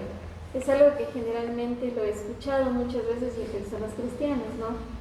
Esas creencias antiguas, ¿no? Que decían, y mucha gente todavía cristiana a veces lo dice y lo repite, que dicen, y he escuchado, sí, que cuando una persona nace, el momento que el bebé nace, ese momento ingresa el espíritu en ese niño. No sé si ustedes lo han escuchado, pero es una creencia muy popular. Entonces, generalmente hay personas que dicen, pero ¿cómo? Entonces, ¿cómo es? ¿Cómo ingresa el espíritu al cuerpo? ¿Cómo es que sucede esto? Entonces, y yo le decía una vez a alguien, bueno, ¿y qué pasa entonces cuando un bebé nace muerto? ¿Qué pasó allí, no? Y es una creencia muy popular y creo que sería para dar un poco mucho más de claridad, incluso cuando nos preguntan otras personas este tipo de cosas, pues. Bueno, yo creo que todo ser, desde que nace, ya nace con su cuerpo y alma, obviamente. O sea, no puede darse que a lo mejor que al momento que nace ese ratito Dios le da el alma. No. Ya desde el vientre de su madre ya el ser tiene vida, ya está completo. Solamente tiene que crecer nada más. Entonces no puede ser así. Y es lo mismo que Carlita dice, pero igual cuando la persona muere es lo mismo, ¿no? Que ahí es cuando el espíritu entra cuando nace, es cuando nace el bebé. usted ve ahí cuando lloró, entró el espíritu, y igual, entonces cuando ya murió, igual, o sea, solamente se fue el almita es la que se fue, porque ya el espíritu se quedó espantando a todo el mundo, y el cuerpito explotó en el ataúd porque fue un castigo, que fue mal, eso, que no fue... Murió con resentimientos. Son creencias que incluso yo les he escuchado a cristianos decir este tipo de cosas, ¿no? Y a veces no se sabe incluso cómo responder cuando otras personas preguntan Y acerca de eso. calmar es bien complicado porque están seguros de que el espíritu se quedó ahí. El Salmo 139, 16 dice, mi embrión vieron tus ojos y en tu libro estaban escritas todas aquellas cosas que fueron luego formadas, sin faltar una de ellas.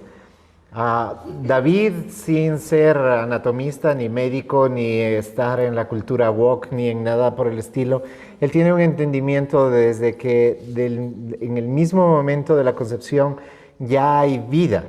Y esa vida, sin duda, tiene un alma, porque el alma ya está ahí. Ahora, hablando desde el punto de vista espiritual, el alma está muerta, porque pecadores. Somos pecadores, o sea, es un pecador, aunque es un bebé pequeño y hermoso y no ha hecho nada malo, es un pecador. Su alma está muerta en delitos y pecados. Solamente cuando hemos venido al Señor, y esto es lo que el Señor Jesucristo le dice a Nicodemo, te es necesario volver a nacer de nuevo. Nuevamente, no le está diciendo, Nicodemo piensa a lo latino. O sea, aquí tengo que meterme otra vez en el vientre de mi mamá. Y le dice, ay. Exacto. Entonces, ahí da una claridad. No, pues, o sea, es nacer en el Espíritu. Es que tu alma sea vivificada. Tu alma que está muerta espiritualmente, porque está viva. Tú sabes que sientes, que piensas cuando has nacido. Está ahí, pero estás muerto porque estás en la incapacidad de hacer lo que le agrada a Dios, de buscarlo a Él, de agradarle a Él, de sentir complacencia en Él. Es imposible, a no ser que cuando naces de nuevo. Y cuando naces de nuevo es cuando tu alma es vivificada por el Espíritu que nace. Pero nace en el alma de tal manera que están así, o sea, ya se vuelven inseparables. Más o menos, si lo queremos ver de esta manera, a mi entender, sería como el matrimonio. Una sola carne.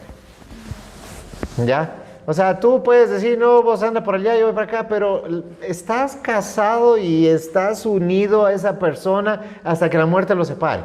En el caso del espíritu y el alma, no creo que será hasta que la muerte nos separe, sino que lo que ya nació en el Señor estará unido para siempre. No se separará. ¿Sí? Salmo 139, 16. Bueno, continuando con las preguntas, ¿debemos los cristianos, según las enseñanzas bíblicas y la escatología reformada, pasar por la gran tribulación antes del regreso del glorioso de Cristo? ¿Qué evidencia exegética y doctrinal existe respecto al arrebatamiento y la rendición y su relación con la gran tribulación? Es otro tema donde muchos interpretan escatológicamente de diferente manera. Igual, digamos, no es un tema fundamental, primario, ¿no? Hay algunos que dicen, bueno, no vamos a pasar, los cristianos no vamos a pasar por la tribulación, vamos a ser arrebatados antes. Correcto, está bien, si quieren creer, sí. Otros dirán, no, todos vamos a pasar la gran tribulación. Igual, digamos. La Biblia no especifica claramente cómo va a ser. La Biblia sí habla de una segunda venida. Escuchen bien esto, ¿sí? Entonces, el tema del arrebatamiento y de la gran tribulación se deriva de textos como Mateo 24, versículo 21 al 31, y el tema del arrebatamiento en 1 Tesalonicenses 4, 13 al 18, ¿sí? Entonces, si nosotros queremos saber qué es el arrebatamiento, porque esto está hablando, tenemos que leer lo que dice 1 Tesalonicenses 4, de 16 a 17. No sé si alguien me puede ayudar con la lectura bíblica. Yo. Ya. A ver. Ese es un versículo muy conocido, que se la predicó incluso aquí en una de las predicaciones. Dice, porque el Señor mismo con voz de mando, con voz de arcángel y con trompeta de Dios, descenderá del cielo, y los muertos en Cristo resucitarán primero. Ya.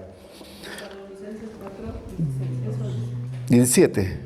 17. Luego nosotros, los que vivimos, los que hayamos quedado, seremos arrebatados juntamente con ellos en las nubes para recibir al Señor en el aire, y así estaremos siempre con el Señor. ¿Qué describe este pasaje? Describe realmente el regreso de Cristo, ¿sí? ¿Sí? O la reunión con los santos. Un evento sobrenatural. Es un evento sobrenatural y es un evento visible, porque no es que... No vamos a ver. Ya. A la vez esto se contradice con lo que dice en Mateo 24, creo que es el versículo 29, si no me equivoco. 21 del 31 habla del Ya, asunto. ahí dice que va a ser algo que va a suceder, no sé, de un momento a otro, no va a ser visible. Entonces, ahí viene, digamos, las diferentes opiniones. ¿Qué es? ¿Mateo qué? 24 del 21 al 31 ahí habla, ¿sí? ¿Cómo va a ser? Ahí habla de la gran tribulación. Y ahí habla de que la venida posiblemente sea secreta, pero aquí en lo que acabamos de leer en 1 Tesalonicenses habla de un evento visible, que todos lo van a mirar. Incluso dice que va a tocar trompeta, ¿ya? Pero bueno, hay muchas personas que creen que la iglesia, que somos nosotros, probablemente no vamos a pasar esa tribulación que obviamente va a ser un tiempo de gran sufrimiento, ¿ya? Pero otros se mantienen en la postura de que probablemente la iglesia tenga que pasar ese tiempo de sufrimiento. Pero obviamente tenemos que tener nuestra esperanza de que Cristo estará con nosotros. Por eso digo, o sea, si alguien dice, no, yo creo que vamos a ser atribulados, yo respeto su opinión. Y otros dicen, no, nosotros vamos a ser atribulados porque antes nos van a arrebatar. Correcto, que así fuera, ¿no? Ojalá que cuando Cristo venga, todos nos fuéramos con Él a las nubes, como dice aquí en 1 Tesalonicenses. Ojalá, ¿no? Pero que eso suceda antes de la tribulación, porque yo creo que nadie quiere pasar ese tiempo de la tribulación, porque será de gran sufrimiento. Entonces, esperemos que así sea. Pero igual, la Biblia no especifica exactamente si va a ser antes o después. Ya se acabó el tiempo. A ver, hay 4 posiciones escatológicas bastante marcadas y generalmente la mayoría de cristianos en Latinoamérica formaron su teología escatológica a la luz de películas como El Arrebatamiento, como cosas así por el estilo, en el cual se habla de un arrebatamiento secreto. Yo no encuentro un arrebatamiento secreto en ninguna parte de la Escritura, incluido Mateo 24, yo no veo que haya un arrebatamiento secreto. El Mateo 24, 27 dice, porque como se observa un rayo resplandecer en el cielo de oriente a occidente, así se observará la venida del Hijo del Hombre. Entonces yo no veo un rapto secreto en ninguna parte en la Escritura, porque igualmente en Tesalonicenses está hablando claramente de algo que, o sea, ¿quién no se va a dar cuenta de la venida y de la trompeta sonando en el cielo? O sea, aparte que la Escritura no habla de una venida hasta las nubes y después si voy a venir a pisar la tierra. Tampoco lo dice y entonces yo no sabría qué responder ante eso. Yo no comparto con ninguna de las 4 posiciones, sí tengo una tendencia más cercana, pero yo primeramente sí puedo decir lo que la Escritura me ha mostrado. 1, no hay arrebatamiento secreto. La Escritura no lo muestra. O sea, perdónenme, si alguien lo encuentra, enséñeme por favor, pero yo no he encontrado en ninguna parte que hable de arrebatamiento secreto. Juan Dieguito, un ratito, y cuando dice que vendrá como ladrón la noche, ¿a qué se refiere eso? Nadie sabe. Nadie sabe el momento. ¿Alguien sabe cuándo va a venir el ladrón en la noche? No, a eso se refiere. No se refiere a otra cosa. Se refiere a la sorpresa, exacto. Porque el mismo Señor Jesucristo, ahí vamos viendo la teología comparada. Y entonces el mismo Señor Jesucristo le responde a sus discípulos, nadie sabe, solo mi Padre que está en los cielos cuándo va a suceder. Por tanto, todos estamos así y tenemos que estar expectantes y preparados. Eso es lo que está la Escritura repitiendo una y otra vez, ¿sí? Pero no nos dice otra cosa. Entonces hace esa comparación, como ladrón en la noche. Chuta, o sea, ¿qué rato va a venir? No sabemos. ¿Ya? Lo que sí sabemos es que va a volver. Y que cuando Él vuelva será como un rayo que se observe de oriente a occidente. O sea, todos lo verán. Eso es lo que yo entiendo de la Escritura. Luego hablan personas acerca del arrebatamiento e inclusive pastores, yo les he escuchado enseñar de que será arrebatado y será muy difícil salvarse porque ya no habrá Espíritu Santo. Eso sí puedo decir es totalmente imposible y va contra toda la Escritura. O sea, ahí sí votemos este libro y hagamos un nuevo libro. Porque la única forma de ser transformados será cuando seamos sellados por el Espíritu Santo. ¿Quién se puede salvar a sí mismo? Va en contra de todo lo que decimos que creemos. Hablábamos del credo hace un momento. Va en contra de todo eso. O sea, el Espíritu Santo no se irá. O sea, a ver. No sé si estoy hablando del arrebatamiento y que todos serán llevados.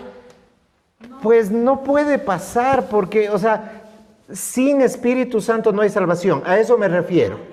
¿Ya? Sin Espíritu Santo es imposible la salvación.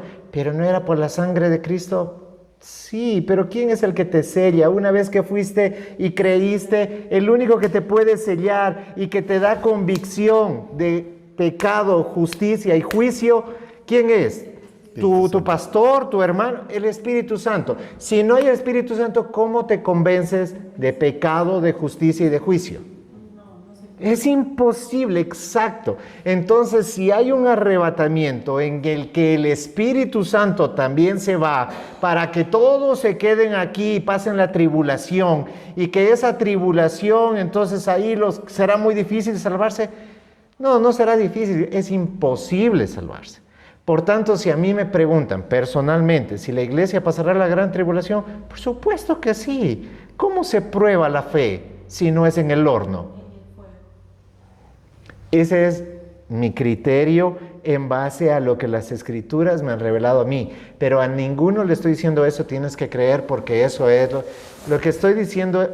De lo poco que entiendo de escatología, realmente es profecía y hay cosas que pon lo de Daniel con lo de Apocalipsis y si pones Apocalipsis en un orden cronológico, entonces ya no es tanto profecía, sería una narración. Entonces tengo que tratar de ver que los libros lo único que están mostrando es lo que necesitamos saber. ¿Qué es lo que necesitamos saber? Es que Jesucristo va a volver por su iglesia pura y santa. ¿Cuándo? No lo sé, como ladrón en la noche. Pero de que va a volver y será visible porque toda rodilla se doblará. O sea, todo ojo lo verá. O sea, ya eso es lo que puedo entender. Si me dicen antes, después, habrá milenio, no habrá milenios, el milenio será algo figurado, el milenio, no lo sé. Pero lo que me da el entendimiento para saber es que Él un día volverá por su iglesia. Y que su iglesia debe ser pura y santa. Y será pura y santa porque Él habita en medio de su iglesia. Él está en su iglesia. Por eso, Tenemos que, creo que, honrar más a la iglesia, a nuestros hermanos. Creo que debemos amarnos más. Queremos saber cómo será ese momento glorioso, que es un momento glorioso y que no estoy diciendo, no leerán el Apocalipsis, es muy difícil. No, tenemos que leerlo y pedirle al Señor que nos revele y tenemos que estudiarlo y analicemos distintas corrientes, pero finalmente dejemos que sea el Espíritu el que nos dé una convicción y cualquiera que esta sea esta convicción, tampoco es fundamental, es secundaria. Es secundaria. Lo que debemos de creer es que Jesucristo volverá. ¿Todos creemos que Jesucristo volverá? Ok. Esa es la base para todo. ¿Cuándo? ¿Alguien lo sabe? ¿Alguien podría decir, yo sé cuándo va a volver? Que no sea mormón por si acaso. Ya. Porque ya los mormones llevan como 10 veces equivocándose. Ya deberían darse cuenta que es un falso profeta, su John Smith. ¿Sí? Creando iglesias. Creando iglesias. O sea, por favor, unidos en la verdad, en lo que no está claro. El mismo Espíritu no lo ha querido revelar, la Escritura no nos lo ha revelado. Estemos preparados. Para que sea lo que sea, estemos preparados. Pero lo que sí estoy plenamente seguro es que si el Espíritu es arrebatado, nadie que quede en la tierra podrá salvarse. Es imposible. Nadie me va a convencer. Nadie se convence solito. Nadie le dirá a su hermano, ven y escucha la palabra. ¿Por qué? Porque la palabra estará puesta en su corazón y será el Espíritu Santo revelándola y será convenciéndote y será instruyéndote. ¿Quién te va a instruir si se fueron todos? Yo he tenido la oportunidad de ver cómo tanto decir iglesias, si bien cristianas o por otro lado también utilizan esta idea del arrebatamiento como una manera de, no sé, crear esta jerarquía de que yo me voy a ir y tú te vas a quedar. Y algo a mí me gustaba jugar siempre con los testigos de Jehová, molestarlos porque ellos dicen que son 140,000, que creo que es los 144,000. 44,000, entonces yo siempre decía cuando me intentaban ir a convencer de algunas cosas, digo, pero ¿qué tal si entro y te gano tu puesto? Y te quedas. Entonces, pero también yo decía en muchas iglesias cristianas y a veces se ve el discurso de cuando Cristo venga y me lleve a mí, te va a llevar a ti. El arrebatamiento te va a llevar a ti te va a llevar. Y se ve como que esta acción también un poco como que yo soy más. Y yo le respondería, y en el tiempo final muchos le dirán, Señor, Señor, pero yo en tu nombre hice milagros, en tu nombre prediqué la palabra. Y el Señor dirá, alejaos de mí, hacedores de maldad. Nunca os conocí. Nunca os conocí. Entonces no te creas la divina papaya porque a lo mejor tú te quedas conmigo. Claro. Mateo 24:24 también dice algo similar. ¿Qué dice? Porque surgirán falsos cristos, falsos profetas que harán grandes señales y milagros para enseñar y ser posible aún ser los elegidos. Recordemos, hermanos, que hay mucha gente muriendo todos los días y para esas personas es el fin del mundo. Probablemente nosotros no sabemos si el Señor... los apóstoles pensaban que estaban en el tiempo final y que el Señor volvería a cualquier momento antes de que ellos mueran. De ahí para acá han pasado 20 siglos y todavía el Señor no vuelve. A lo mejor pasan 20 más, pero lo que sí estamos seguros es que nosotros vamos a morir y ese será el fin del mundo para nosotros. La cosa es, ¿estamos preparados para nuestro fin del mundo personal? ¿Sí? ¿Estamos seguros de que el Señor Jesucristo nos ha sellado con su Espíritu Santo? Y eso debemos evaluarlo. Esas son cosas que realmente debemos evaluar mucho más pero es que no cantamos canciones, pero es que el culto debe ser así, es que el pastor no me visita. Todas esas cosas son importantes. Hermanos, no quiero hacer de menos ni decir esas cosas no valen. No quiero que me malentiendan. Pero cuando tengo que hablar de qué es realmente lo importante, todo lo demás queda opacado. La música, las visitas, el que nunca me han llevado un pancito para tomar cafecito con el pastor, es que no me saludaron. Esas cosas son niñerías.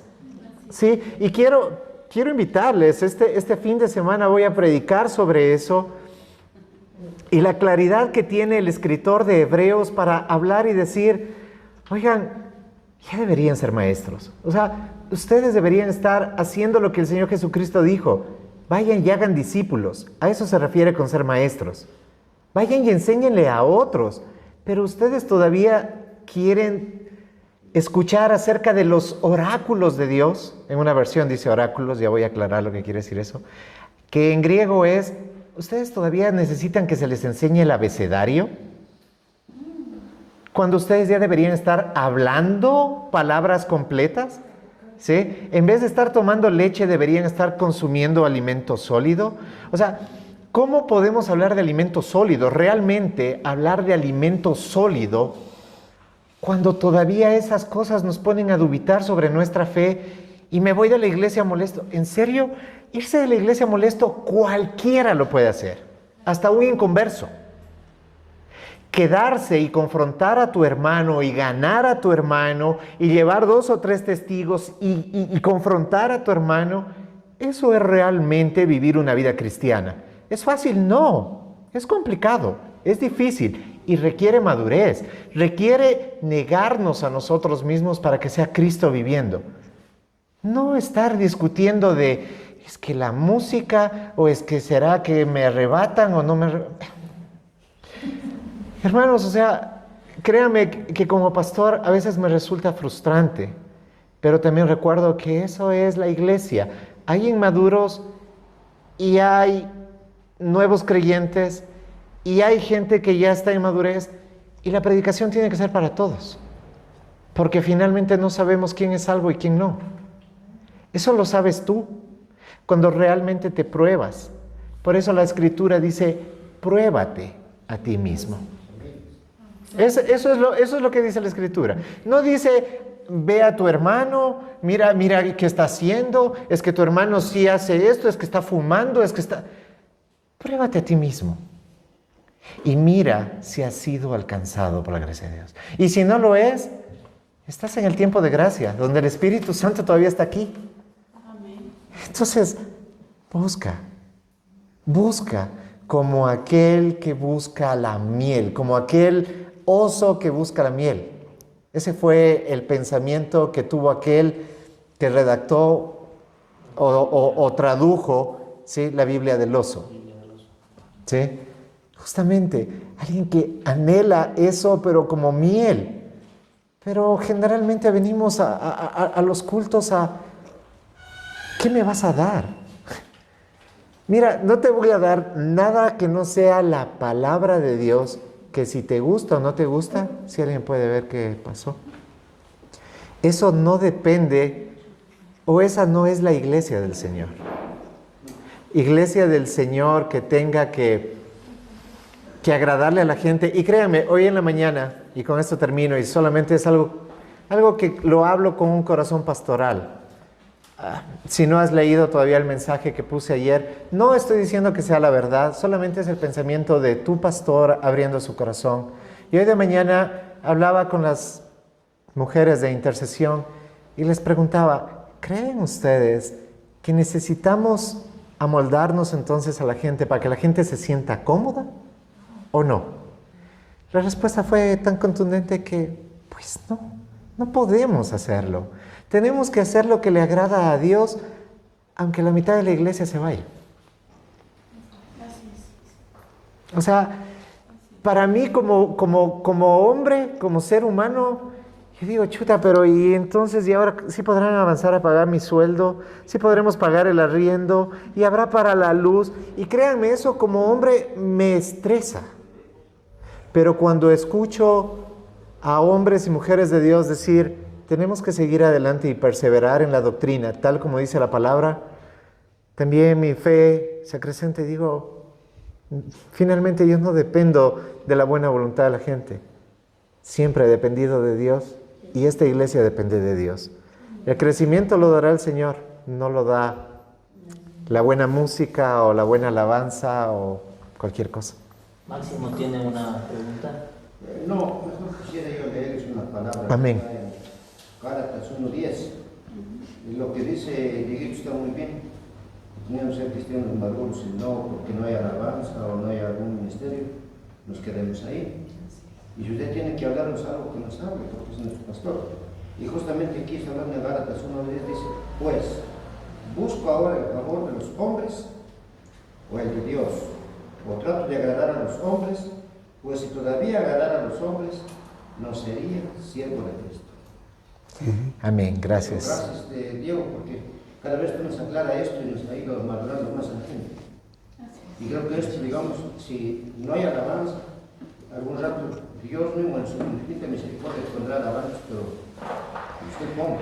Quiero aclararlo, alabanza hay siempre, la alabanza musical no, pero tenemos personas como Karina, como Richard y otros que están preparándose y están ahí, y a veces tendremos y contaremos con hombres y mujeres que realmente quieren hacerlo y se están preparando para hacerlo, y estaremos felices. Sí, y habrá otras veces que no. ¿Eso nos hace menos iglesia? No, pero que la bendita palabra de Dios nos lleve a madurar. Madurar quiere decir dejar de comportarnos como niños, rezongando por las cosas que yo quiero, y comencemos a hacer la vida de adultos, que es hacer lo que se requiere hacer, lo necesario, lo que hemos sido llamados a hacer, y cada uno según nuestro llamado. Amén. Yo creo que mientras nosotros como iglesia prediquemos el Evangelio verdadero, no habrá nada que pueda detener el crecimiento de la iglesia. Porque como ya yo lo había predicado, esto no es obra de hombres, es obra divina, es obra de Dios. Y el Señor es quien añade. ¿Ya? Él traerá a la gente que debe estar. ¿Sí? Y es obvio que a veces pasemos tiempos difíciles, que la gente se va, que se resiente. Eso pasa en todos los lugares. Siempre van a haber personas que no están de acuerdo, y nosotros no estamos para contentar a ellos. Lo que nosotros tenemos que hacer es lo que nos manda Cristo a hacer, predicar su evangelio. Eso es todo, hermanos. Que lo demás, que la alabanza, el resto, creo que está bien, pero no es de lo esencial, no es necesario. Entonces tengamos claro esto. Hermanos, la iglesia va a seguir adelante. Podemos tener algún momento un bajoncito por ahí, pero nuevamente la obra de Dios va a seguir adelante, hermanos. Así que ahí estamos todos juntos. Y la iglesia no es números, no es los 144,000 ni nada por el estilo. La iglesia... Sí, es que sí que creen en verdad eso, y es... Qué mala gente que... Y si entro y te sacamos. Imagínate, si son 144,000 a toda la historia, a lo mejor ya llenaron cupo y están trabajando en vano.